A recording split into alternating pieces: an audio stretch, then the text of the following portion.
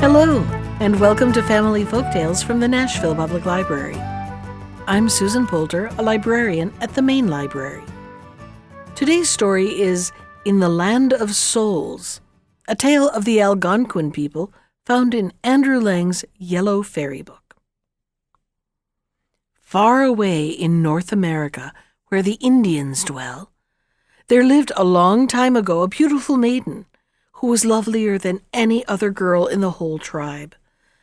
Many of the young braves sought her hand in marriage, but she would listen to one only, a handsome chief who had taken her fancy some years before.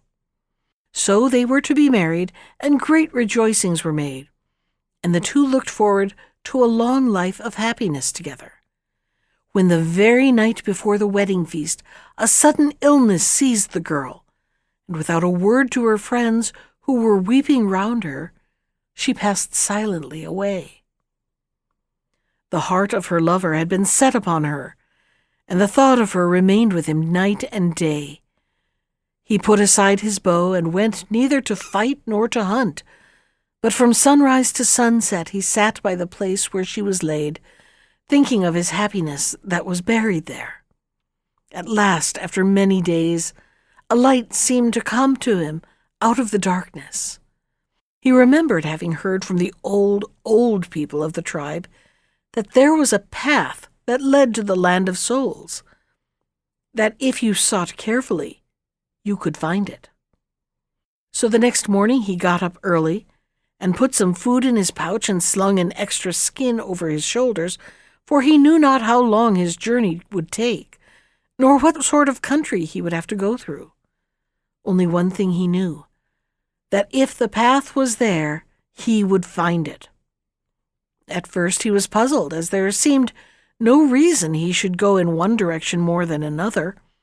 Then all at once he thought he had heard one of the old men say that the land of souls lay to the south, and so, filled with new hope and courage, he set his face southwards. For many, many miles the country looked the same as it did round his own home. The forests, the hills, and the rivers all seemed exactly like the ones he had left. The only thing that was different was the snow, which had lain thick upon the hills and trees when he started, but grew less and less the farther south he went, till it disappeared altogether. Soon the trees put forth their buds, and flowers sprang up under his feet, and instead of thick clouds, there was blue sky over his head, and everywhere the birds were singing. Then he knew that he was in the right road. The thought that he should soon behold his lost bride made his heart beat for joy, and he sped along lightly and swiftly. Now his way led through a dark wood, and then over some steep cliffs, and on the top of these he found a hut or wigwam. An old man, clothed in skins and holding a staff in his hand, stood in the doorway.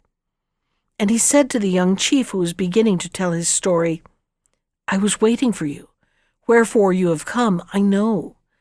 It is but a short while since she whom you seek was here. Rest in my hut, as she also rested, and I will tell you what you ask and whither you should go." On hearing these words, the young man entered the hut, but his heart was too eager within him to suffer to rest, and when he arose, the old man rose too, and stood with him at the door. "Look," he said, "at the water which lies far out yonder, and the plains which stretch beyond. That is the land of souls, but no man enters it without leaving his body behind him. So, lay down your body here. Your bow and arrows, your skin and your dog, they shall be kept for you safely." Then he turned away, and the young chief, light as air, seemed hardly to touch the ground. And as he flew along, the scents grew sweeter and the flowers more beautiful, while the animals rubbed their noses against him instead of hiding as he approached, and birds circled round him, and fishes lifted up their heads and looked as he went by. Very soon he noticed with wonder that neither rocks nor trees barred his path. He passed through them without knowing it, for indeed they were not rocks and trees at all, but only the souls of them, for this was the land of shadows. So he went on with winged feet till he came to the shores of a great lake, with a lovely island in the middle of it, while on the bank of the lake was a canoe of glittering stone, and in the canoe were 2 shining paddles. The chief jumped straight into the canoe, and seizing the paddles, pushed off from the shore, when to his joy and wonder he saw following him in another canoe exactly like his own, the maiden for whose sake he had made his long journey. But they could not touch each other, for between them rolled great waves, which looked as if they would sink the boats, yet never did. And the young man and the maiden shrank with fear, for down in the depths of the water they saw the bones of those who had died before, and in the waves themselves men and women were struggling, but few passed over. Only the children had no fear, and reached the other side in safety. Still, though the chief and the young girl quailed in terror at these horrible sights and sounds, no harm came to them, for their lives had been free from evil, and the Master of Life had said that no evil should happen unto them. So they reached unhurt the shore of the happy island, and wandered through the flowery fields and by the banks of rushing streams, and they knew not hunger nor thirst, neither cold nor heat. The air fed them, and the sun warmed them, and they forgot the dead, for they saw no graves, and the young man's thoughts turned not to wars, neither to the hunting of animals.